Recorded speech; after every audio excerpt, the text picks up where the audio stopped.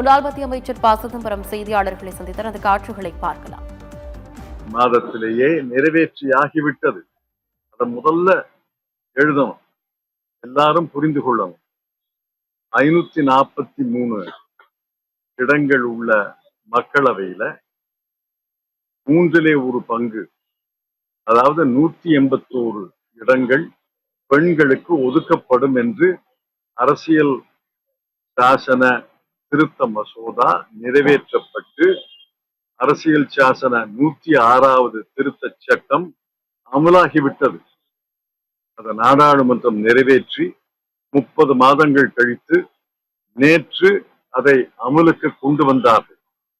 அதனால பெண்களுக்கு ஒதுக்கீடு என்பது பிரச்சனையே கிடையாது. சும்மா ஒரு பொய்ய சொல்றாங்க. பெண்களுக்கு ஒதுக்கீடு, பெண்களுக்கு ஒதுக்கீடு. பெண்களுக்கு ஒதுக்கீடு ஏற்கனவே செய்தாகிவிட்டது நாடாளுமன்றம். இப்ப பெண்களுக்கு ஒதுக்கீடு சட்டத்துல 543ல 1/3 பங்கு என்பதுக்கு பதிலாக 850ல 815 மாநிலங்களுக்கு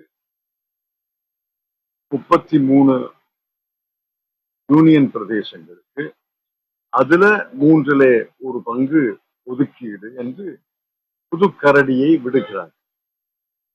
இதனுடைய நோக்கம் என்னன்னா ஒரு மாயையை உருவாக்குவது. அதாவது எல்லா மாநிலங்களுக்கும் இடங்கள் கூடுதே, ஏன் நீங்க வருத்தப்படுறீங்க, ஏன் கோபப்படுறீங்க? தமிழ்நாடு உதாரணத்துக்கு 39ல இருந்து 48 ஆயிடுமே,